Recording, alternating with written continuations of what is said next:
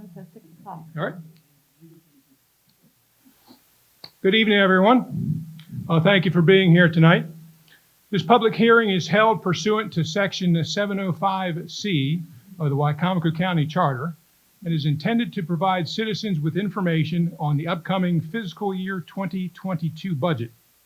This is the public's opportunity to voice their opinions on what they feel are the funding needs of the county for FY22. These comments will be taken into consideration when finalizing the budget. Pam Olin, Finance Director, will give an overview, and then we will open the floor to comment. I respectfully ask that you limit your comments to 3 minutes or less. I am aware of a communication that is being circulated that refers to this public hearing as a town hall meeting regarding the use of American Rescue Plan Act funds. As a reminder, that is not the purpose of this public hearing. It is important to note that the American Rescue Plan Act provides funding to Wicomico County in the amount of $20,094,328. Split equally in 2 tranches, 1 year apart, the recovery funds are to be used as replacement revenue lost due to COVID-19, and we are awaiting interpretation and guidance from the federal government on its use. Again, thank you for coming out and participating tonight. Pam? Good evening. So if you picked up a packet on the outside, that's what's being shown on the screen as well. The first couple slides talk about our history. We are 82% of our revenue in the general fund comes from 2 items. It comes from our local property tax and our local income tax. 36% is income tax and 46% is our local property tax. And everything else, then any other fees we collect make up the remainder of the remaining 18%. In our general fund, we have spent, this is fiscal 20 unaudited numbers, we spent approximately $137 million across all departments within the general fund. And $38 million of that went to public safety, which is about 28% of the budget. $53 million went to education, which is 39%, and that does not include the debt payments that we make for the Board of Education. Those are included in the debt service column, which is about 11% of our budget at $15.6 million. So between those 3 categories, that leaves only 22% for the remainder of the county for spending. This is another graphic showing the collections for tax revenue. For real property tax, that's the top line through fiscal 20, and income tax is the green line. One thing to note, the fiscal 19 income tax number was artificially high due to an amount that the state told us was a one-time item happening, and thus we were to expect the number to come down and resume our normal trending up, which, as you can see, it did that, and so we came down to $51.8 million in 20. So where that leads us is we have to figure out our tax rate for this next fiscal year based on our needs, as well as at how much we're allowed under the revenue cap to charge. Our tax rate in fiscal 21 is 92.86 cents. And based on the charter, we are only allowed to increase our tax rate by either 2% or the CPIU as of the preceding December. So the 12 months preceding the calendar year, the prior 12 months. Due to COVID, there was limited inflation over the last 12 months. And we actually, that CPIU number is 1.4%. So we are only allowed to increase our revenue by 1.4% in fiscal 22. The 2% would have allowed us to increase it by an additional $363,000, and that is revenue that we will not be allowed to put in the tax rate for this fiscal year. There are some things looming on the horizon. Most of these are not being considered in the budget for fiscal 22. Minimum wage increases have been happening every year for the last several years. That is in the budget, but we have to consider that as we continue forward. There is legislation that passed called the Kerwin Commission for Maryland Education Reform. It did pass the state, and the governor vetoed it. It was overridden, but there is a current bill in front of the legislature to basically postpone implementation of that by 1 year. We are waiting for to see if that bill goes forward as it's currently written, so that the county would not have to implement that in fiscal 22. We have the continued financial impact of COVID, as well as we are in the process of selecting a company to do a comprehensive salary survey for all county positions. We believe there are several positions, and when I say several, I mean several categories of positions, not a couple, that are well under market, and we are having difficulty attracting qualified candidates because of that. But this salary survey would not be completed in time to implement for fiscal 22. It would be something that we would be planning for fiscal 23 and beyond. We're well aware of the need for rural broadband, as well as there has been continuing ongoing discussions about an implementation of a water and sewer plan for the non-municipality areas, as well as stormwater management issues. In our fiscal 22 budget, again, we're unsure as to what COVID-19 is going to do our local income tax. Fiscal 21, that number is performing well, but the income tax is a number that is in arrears by up to 18 months. And so the impact of COVID has not really been felt yet in our income tax number. Right now, the state budget has us losing $2.6 million in our disparity grant. We are hoping for a supplemental budget appropriation by the governor, but as of yet, we have not seen that has been put in there. Our contract with the Fraternal Order of Police is up in July, and so we're in the midst of those negotiations right now, and that final impact has not yet been determined. Our correctional officers are below market, and we're trying to determine what the impact of that to bring them competitive within our market. And then there are the funding needs. The three major ones that are in our budget for this fiscal year are the Mardella Middle Senior High School renovation, the new public safety building, and the airport runway extension. We asked the departments to try to come to us with a flat budget request, and like everyone else, they're experiencing increased costs. Some of them COVID related, some of them just how life is going right now. And so these are the ones that have been requested by the different departments. The circuit court is actually going to be renting this space when they start back up for jury selection, because they can't social distance in their location, and that causes a rent that they weren't expecting. The sheriff's department, as we talked, is the current FOP negotiations, as well as additional body cameras. Corrections, due to COVID, has had a backlog in certifications and trainings, so they're requesting additional $129,000. The food service contract with corrections is increasing by an estimated $72,000, and we are under contract for that.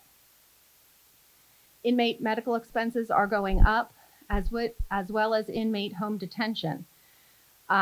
With COVID, judges have been sending more people to home detention versus putting them in the correctional facility. So we have to have more monitoring costs for those people. As of right now, our estimate for the Board of Education maintenance of effort increase is $369,000. And Warwick has had reduced revenue from enrollment and state funding, so they are requesting an additional $288,000. And to continue our capital lease program to maintain our fleet of vehicles across the county, we would need an additional $143,000. This slide, I know it's a little small, but this slide shows the Board of Education, the split. The yellow is how much we pay in bond interest. The blue is the principal amount, and the green is their operating costs. Now, this does include the $369,000 that the Board of Ed is requesting for maintenance of effort, but there is still some uncertainty as to whether or not that is the right maintenance of effort. And so there is discussion that unfortunately that number is low, and we would have to increase it by up to another $800,000. Additionally, the debt service number showing here is only the debt service that we're currently contracted for, not the new debt service. Finally, as John mentioned, we received information a couple weeks ago in regards to the American Rescue Plan. We are receiving $20 million over a 2-year period, but it is still uncertain as to how those exact funds can be spent. One of the things it says that we can't use it for is we can't use it to fund pensions, and we can't use it to cut our tax rate. Those are two very specific prohibitions in the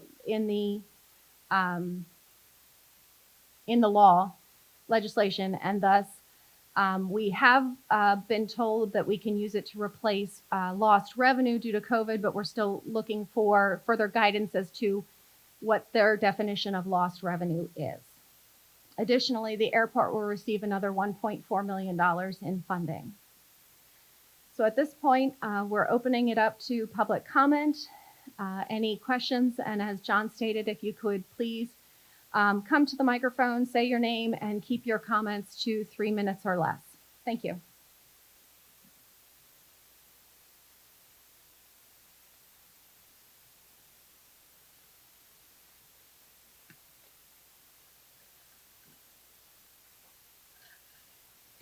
Good evening.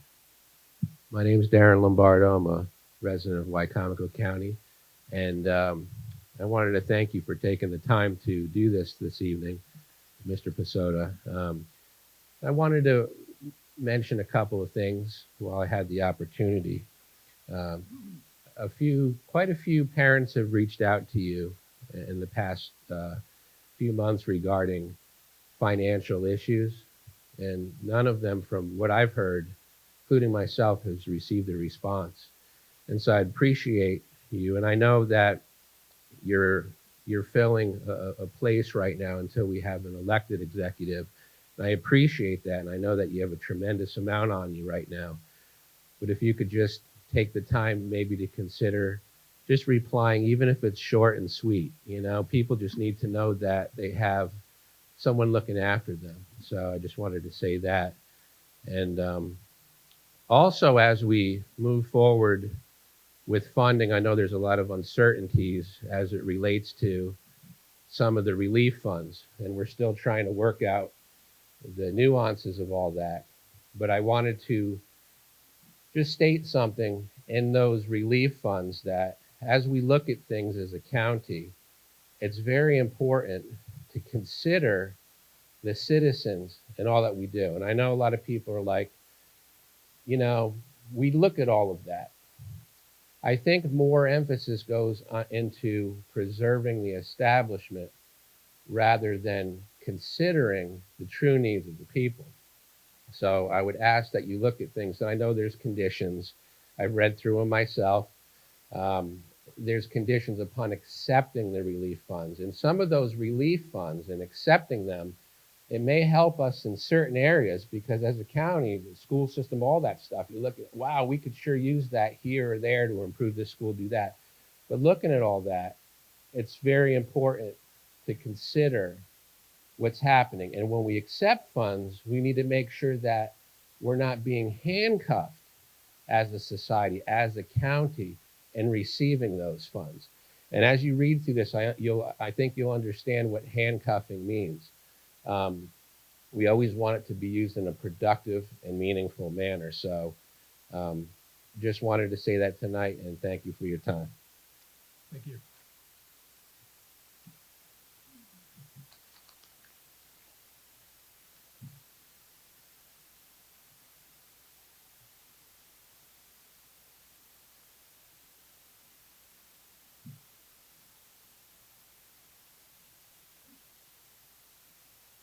Good evening. My name is Eden Haid, and I am an educator. I am not a financial person. I'm not an accountant, so I understand there are conditions with this, and I know you don't want to talk about the American Rescue Plan, but I really want to talk about what I hear continually through this meeting was financial impact on families, uncertainty, financial uncertainty, and I hear it continue to be directed at county funds and public schools, and all the things are necessary. But there was one key component of the family, which Mr. Lombardo did reference. What about families? What about loss of income of families? What about all of the things that we have done for the past year to support this county and to support this public school system? I'd like to hear that. I'd like to be acknowledged with the fact that I, myself, I took a leave of absence for my own job. I gave up my professional life in order to educate and help facilitate education for my children. I took a loss of income for that. I've heard story after story of families that have done the same thing, where you had a rock, paper, scissors who was going to take the income loss, the husband or the wife or the guardian or whomever. I mean, I have a list of things we put our kids into camps upon camps all summer because we are aware of the detriment that has been happening to our children right before our very eyes. We've watched it happen. And I am very, very happy, Dr. Hanlon, I'm very, very happy to have heard that we are planning on opening schools. I'm glad to hear a plan. I'm super happy. All of my hard work and efforts and speaking to what feels like brick walls sometimes, I'm glad to see seem to be some progress made there. But don't forget about us. Don't forget that funds can be allocated to help individuals within the county and families within the county who have worked extremely hard and given up a lot this past year as well. Thank you. Thank you.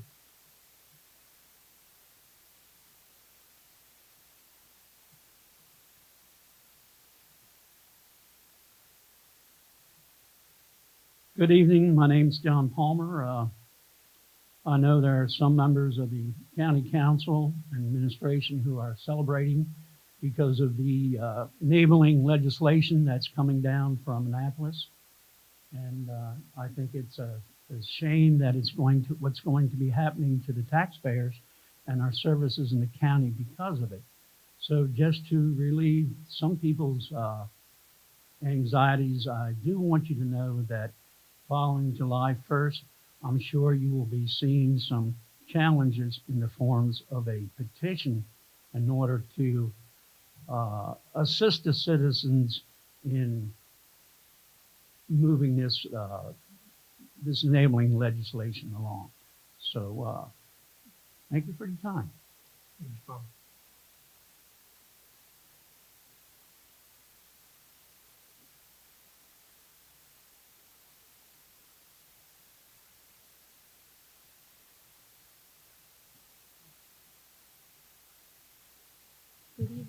Good evening, Mr. Sada and everybody who came out tonight. My name is Eileen Johnson, and I represent Wicomico Push for Education. We advocate for increased investment in education in our county. Unlike in the years past, the superintendent is not asking for increased maintenance of effort as far as we know yet, for obvious reasons. I just want to offer a friendly reminder that as a county, we still invest less per pupil than we did over 12 years ago. And our state's poorest county, Somerset, invests far more per pupil than we do. We're woefully behind to address that, and we need more revenue. Right now, might not be today or tomorrow that happens, but if we want our county to move forward in the same way our city seems to be doing, we need to increase revenue. You mentioned in your summary that the county sheriff's office their salaries are below market, and you wanted to bring them up. I'm also on the city's criminal justice reform task force, and one of the things that's been repeated over and over in our weekly meetings is that the county sheriff's department each officer responds to 1 to 2 calls per shift, while Salisbury Police Department responds to 10 to 12 calls per shift. They have very similar salaries. It's, the city's constantly trying to keep up with where the county is, and the city continually loses officers who can't handle the workload, who end up in the city, working for the county or for Worcester County. And I also noticed that a couple months ago, without hardly any discussion, it seemed that the county sheriff was approved for a $31 million sheriff's building, which was supposed to be $16 million. And at the same time, Mardella has been trying for about 30 years to have basic renovations in their buildings so that they can have, they're not taking tests in 87-degree rooms, and they're not overcrowded. And they have compromised greatly. They're not having a full new school. They're remodeling because they want action. They're tired of constantly being pushed aside. So I just think that's interesting. I never saw really much compromise or anything about corrections, but when it comes to education, we become used to the status quo. We lost sight of the fact that it's not inevitable to have the status quo. We're not destined to have subpar schools, despite the heroic efforts of our teachers in our county. We are destined to have world-class schools in our county, and we need to recognize that as a real possibility. I know tonight you're talking about the operating budget, and we enthusiastically support Dr. Hamlin's 4 vision points, which your budget will help to fund. That helps increase universal pre-K. We've lost a ton of students at the pre-K level to private schools in this past year. And we know pre-K, or students just aren't engaged. We know with pre-K, students end up graduating more grades. They end up graduating high school. They're less likely to be involved in the criminal justice system, and they bring better jobs to the community. So think of it as a long-term investment. There's nothing that's higher priority than universal pre-K in our community. Also, one of her vision points is increased teacher pay. The teachers have compromised, and they are taking a very slight pay increase. I don't even know if it is considered an increase. We will not vilify teachers. I know there's a lot of parents who are very angry and frustrated, and I completely understand that, but we refuse to vilify teachers. And we also support Dr. Hamlin's effort to increase career training, which is one of her vision points. When you determine how to spend the federal relief aid for a county, that $21 million, please consider investing in universal broadband. That will impact generations to come. Since it's grant money, we need to think about how this will pay off for years to come. As a private citizen, I strongly support those infrastructure investments that will offer jobs, relief for businesses that have lost revenue. But the separate pot of money in federal funding, there is a separate pot that we're not even talking about that's going to go just to education. And that will be used to address learning loss for students.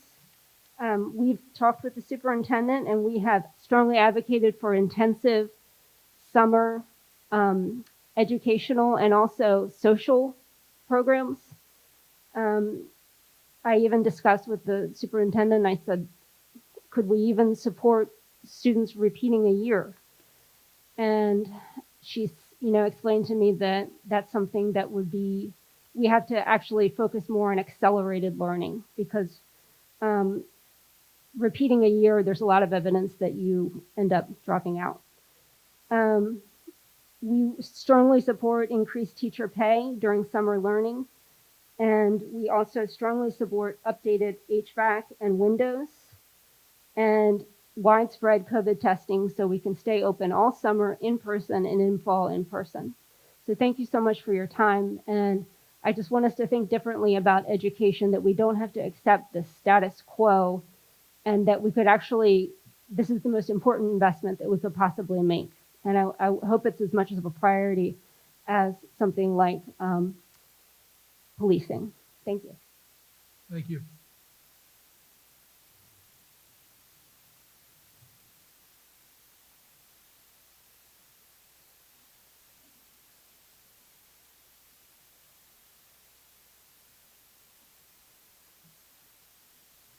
Good evening, County Executive Besoto and Mrs. Owen. Donna Hanlon, Superintendent of Schools. I will be very brief, just a simple thank you for your continued support. As you know from our monthly meetings and from the FY 2022 general operating budget that was submitted from the board, our budget for the coming year is, as you've already heard, a bare bones maintenance of effort budget. We are especially thankful to our employee groups, our teachers, our classified employees, and our administrators who stepped up to the plate, understanding the impact both financially and otherwise that this past year has had on our community, and through negotiations agreed to only a step on the salary schedule and no cost of living increase at all in salaries for the coming year. It's only through this successful collaboration, a negligible increase in healthcare, and the hard work and dedication of budget managers to realign existing funding to meet priorities for the coming year that we have been able to balance a maintenance of effort budget for FY 2022. And that is at that figure of $369,000 based upon the current law. I also want to thank you and the council members who are here once again for your support of our capital projects. Just a little bit of an update. Beaver Run, we expect to be fully enclosed by July and open to students and staff in the fall of 22. Mardella Middle and High School project is moving along nicely with the schematic design approved by the Board of Ed last Thursday. And that plan has been submitted to the Maryland State Department of Education for review. And finally, through your continued commitment, the West Side Intermediate Roof Project is slated for completion this summer. And we appreciate your consideration in providing the remainder of the necessary funding as pay-go for FY 2022. And to end on a really positive note that has nothing to do with your budget, but I do want to take the opportunity while I have the microphone to let you know that just this evening we did deploy a message to parents and staff indicating that based upon the revised CDC guidance, we will be taking the next step to a full opening, and all hybrid students, including those who are on a waiting list as of last Friday, will now be able to return to 4 days of instruction no later than next Monday. And then we will be reviewing adding the 5th day after our April board meeting. So again, thank you for your continued support of our public schools.